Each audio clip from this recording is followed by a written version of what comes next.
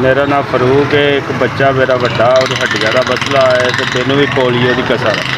बहुत ही रोजी रोटी मुश्किल कमा रहा, गुरबत के नाल परेशान रहना। रेहड़ी किसी ने लवाई है वो 200-300 रुपये की मजदूरी करके तो अपने बच्चे पालना मुश्किल हो गए।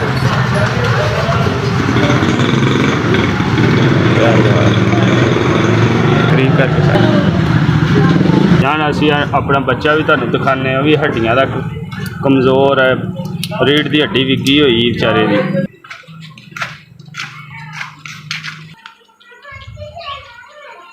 मेरा गरीब खाना है तो मेरा बच्चा हड्डियां का मसला परेशान रहिंदा बेचारा, कोई चुक नहीं सकता, कोई चीज़ ठा नहीं सकता।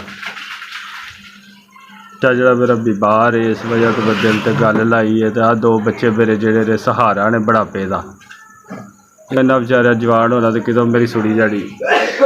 अज आ मेरे 5000 जिस भैन भरा ने कल्ले, अल्लाह पाक को तंदरुस्ती देवे, सेहत देवे।